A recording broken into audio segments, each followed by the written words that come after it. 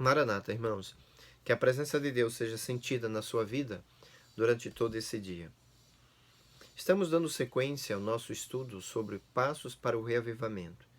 E hoje o nosso tema é: que mudanças podemos esperar? Quais são as vantagens de uma vida cheia do Espírito Santo? O que perdemos quando nós não oramos pelo Espírito Santo? Irmãos, já falamos um pouquinho aqui sobre o homem carnal e o homem espiritual. Ambos estão na igreja. O carnal também pode estar lá no mundo, e está no mundo. Mas existe muitos cristãos carnais dentro da igreja, até em uma proporção bem maior do que cristãos espiritual.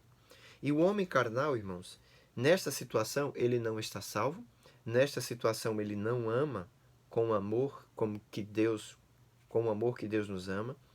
O pecado está presente na sua vida. A pessoa não tem o poder de Cristo que o habilita para que ele possa vencer o pecado. Ele não tem poder para testemunhar de Cristo Jesus, seu testemunho é fraco. Ele vive em brigas, em discussões, tensões constantes. Ele vive uma vida humana. Ele tem dificuldade quando ele é admoestado, ele tem uma vida de oração inadequada. Enfim, irmãos, o homem carnal ele age como um homem natural. Em 1 Coríntios capítulo 3 e o versículo 3, Paulo nos diz o seguinte: porque se há ciúmes e brigas entre vocês, será que isto não mostra que são carnais e andam segundo os padrões humanos? Veja, Paulo nos diz que o homem carnal, ele vive segundo os padrões humanos. Se ele vive segundo os padrões humanos, é porque ele vive segundo o homem natural. Vive como homem natural. Então, irmãos, o homem espiritual, ele é completamente diferente disso.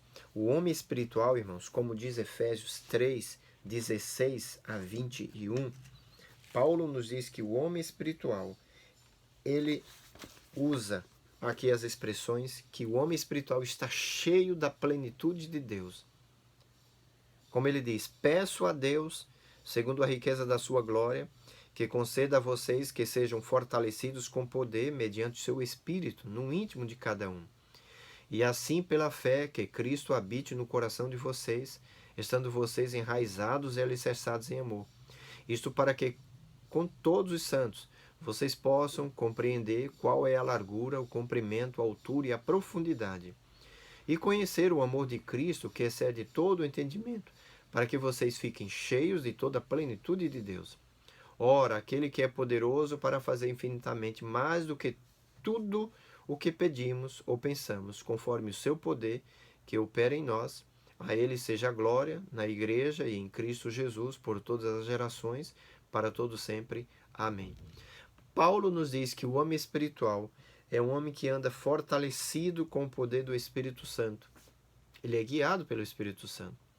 E o homem, irmão, espiritual que tem o Espírito Santo, eles estão cheios da plenitude de Deus. Então, veja que Paulo fala aqui do homem espiritual. É bem diferente do homem carnal, não? Irmãos, quando o homem age de forma carnal, quando ele pratica um cristianismo segundo a carne, isso afeta grandemente a igreja e isso afeta grandemente a sua família, principalmente. Você sabe que a causa de nós termos igrejas fracas hoje, a causa de termos famílias de pessoas que não estão buscando a Deus, que não estão clamando o Espírito Santo, uma geração carnal é fruto, irmão, da geração anterior. Os pais não falaram para os seus filhos, os pais não ensinaram os seus filhos a buscarem e a clamarem a unção do Espírito Santo. Olha o que Ellen G. White nos diz: cristãos com o coração dividido são piores que os infiéis, pois suas palavras enganosas e a posição de falta de entrega leva muitos a extraviar-se. Os infiéis manifestam a sua bandeira. O cristão morno engana ambas as partes. Nem é bom, mundano e nem é um bom cristão. Satanás serve-se dele para fazer uma obra que nenhum outro pode realizar. Irmãos, o cristão carnal, ele, irmãos, ele é pior do que os mundanos, porque ele é um cristão assim, disfarçado. E com isso Satanás se aproveita e ele gosta disso. E essas pessoas são usadas por Satanás para desviar as pessoas. Não sejamos cristãos carnais, mas cristãos espirituais, irmãos. E Ellen G. White ainda nos diz: ensinai vossos filhos que têm o privilégio de receber cada dia o batismo do Espírito Santo. Já disse para vocês, a causa de nós termos uma igreja fraca, de pessoas que não estão pedindo o batismo do Espírito Santo, é porque os pais não transmitiram para os seus filhos. Os pais cristãos não transmitiram para os seus filhos que devemos buscar diariamente o batismo do Espírito Santo. E, consequentemente, então, as igrejas serão igrejas fracas, porque não exercem um cristianismo verdadeiro, não têm o poder do Espírito Santo. Em João capítulo 3, versículo 34 a 35, Cristo Jesus nos apresenta ali um novo mandamento. E qual é o mandamento de Cristo? Que nos amemos uns aos outros como Ele nos ama. Como é que Deus nos ama? Deus nos ama com o amor próprio dele, é o amor ágape. E Ele está nos dizendo que os filhos dele, os seus seguidores, devem amar as pessoas da mesma maneira como Ele nos ama. Ou seja, amar com o mesmo tipo de amor. O amor ágape, o amor de Deus. Devemos amar com o amor de Deus. Agora, como é que nós podemos amar com o amor de Deus? Se nós tivermos a Deus. E como é que nós temos a Deus? Se nós tivermos o Espírito Santo. Só é possível, irmãos, amar o próximo da mesma forma como Deus nos ama. Você só pode amar as pessoas da mesma forma como Deus nos ama. Você só pode tratar as pessoas da mesma forma como Deus nos trata se nós tivermos o amor que Ele nos ama. E este amor só é possível termos, só é possível exercer este amor se nós tivermos o Espírito Santo. Porque o Espírito Santo é a pessoa de Deus em nós. E com a pessoa de Deus em nós, nós amaremos e trataremos as pessoas da mesma forma. Por isso o Espírito Santo, irmãos, ele é essencial. O Espírito Santo, ele faz mudanças maravilhosas na nossa vida pessoal, mudanças na igreja, faz mudanças, irmãos, na nossa família. É por isso que nós temos que clamar todos os dias o batismo do Espírito Santo. O Espírito Santo, ele muda os relacionamentos conjugais. O Espírito Santo, ele, até quando a igreja disciplina, é diferente, porque as pessoas disciplinarão com amor, como que Cristo nos trata. O Espírito Santo faz com que nós escutemos a voz profética. O Espírito Santo faz com que pessoas sejam levadas ao batismo. Analise a vida do livro de Atos, quantas pessoas foram batizadas, quantas pessoas entregaram a vida a Cristo Jesus. E por que isso aconteceu? Porque elas estavam cheias do Espírito Santo. As pregações serão poderosas. Analise ali o sermões de Paulo, os sermões de Pedro. Por que eles eram tão poderosos quando eles falavam? Porque eles tinham o Espírito Santo. As pregações tornam-se poderosas quando nós temos o Espírito Santo. Nossa vida será santificada. Nós daremos uma atenção especial à saúde, irmãos. O Espírito Santo nos incentivará a cuidar da nossa saúde mais ainda. E esse cuidado da saúde no seu caminho certo, não como um caminho legalista, mas na forma correta, cuidando da nossa saúde para que o templo do Espírito Santo esteja sadio, para que nós possamos receber mais o Espírito Santo, a plenitude na sua totalidade. O Espírito Santo nos prepara para a vinda do Senhor Jesus. Nos prepara para encontrar com Cristo Jesus e a ausência dele, infelizmente, para a destruição eterna. Quem tem o Espírito Santo, irmãos, tem uma relação pessoal com Cristo Jesus. Em João 17:3, João nos diz: e a vida eterna é esta, que conheçam a ti, o único Deus verdadeiro, e a Jesus Cristo, a quem tu enviaste. Em que consiste a vida eterna? Em conhecer a Cristo Jesus. Isso é que é vida eterna. Então, como é que nós podemos ter esse conhecimento de Cristo? Se nós estivermos o Espírito Santo.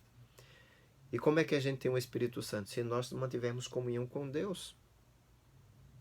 Veja na parábola das 10 virgens. Aquelas 5 moças que não tinham o Espírito Santo. Quando elas chegaram ali na casa, na festa, como é que elas foram tratadas? Como uma desconhecida. Como uma pessoa que não era conhecida. Eram pessoas estranhas. Quem não tem o Espírito Santo é estranho para Deus. Deus não conhece. Quando nós temos o Espírito Santo, nós teremos amor pela verdade, pela palavra de Deus, viveremos a justificação pela fé, iremos produzir os frutos do Espírito, amor, paz, longanimidade, benignidade, mansidão, domínio próprio. Não iremos ter os frutos da carne, mas os frutos do Espírito. Nós saberemos aplicar os recursos, tudo que temos e somos pertence a Deus. Então os nossos recursos serão entregues para Deus de maneira espontânea, porque temos o Espírito Santo de Deus. Não teremos dificuldade em dar ofertas, em dar dízimo, porque nós temos o Espírito Santo. Não estaremos apegados aos recursos, ao dinheiro. Nós teremos a proteção dos anjos. Irmãos, muitas coisas melhorarão em nossa vida, irão melhorar em nossa vida se nós tivermos o Espírito Santo de Deus. Deixa-me contar para vocês, terminar com uma história.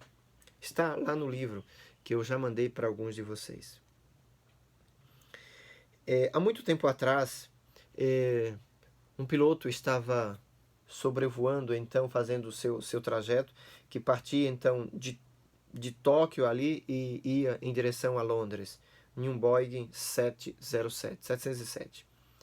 E o piloto, então, quando estava sobrevoando o Monte Fuji, ali no Japão, ele, se encantado, ele pensou em si, vou fazer um giro em torno do monte para que as pessoas, os passageiros, contemplem então essa beleza. E então ele fez isso. E ele fez o percurso. Quando ele fez isso, ele estava se desviando completamente da sua rota, saindo dos controles da torre de controle que dirigia ali o seu trajeto, e ele passou a depender completamente dele, da sua visão. Irmãos, aquilo foi fatal. Aquilo foi fatal para ele, fatal para todos os passageiros. Porque ele via apenas o que estava à sua frente.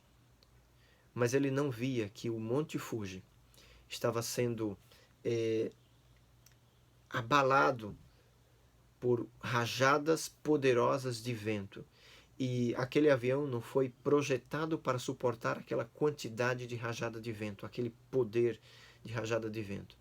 E então o avião se partiu e, infelizmente, todos os passageiros chegaram a perecer. Irmãos, o cristão que vive segundo a carne, ele vive no modo visual. Ele toma todas as decisões na sua mão.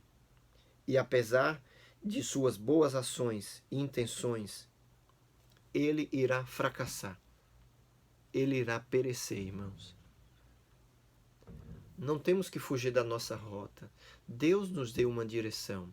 Ele nos diz que nós temos que ser guiados por Ele, dirigidos por Ele, pela torre de controle, é o céu. E isso vai acontecer se nós estivermos cheios do Espírito Santo. Então, o cristão, ele vive de acordo com o Espírito Santo, em uma relação de amor, confiança com o seu Senhor. Isto o levará ao destino final, a salvação eterna. Que Deus abençoe vocês, que sejamos guiados, dirigidos pelo poder do Espírito Santo, para que sejamos cristãos espirituais e não cristão carnal, guiados sempre por Deus, para que a nossa salvação esteja segura nas mãos de Deus. Oramos ao Senhor Jesus. Querido bondoso Deus, Pai Santo, toma cada um em tuas mãos. Fortalece a vida dos teus filhos, que sejamos batizados diariamente com o teu Espírito, que possamos experimentar a plenitude, em nome de Cristo Jesus. Amém. Irmãos, que Deus abençoe vocês e que o poder do Espírito Santo esteja dirigindo a vida de cada um de vocês.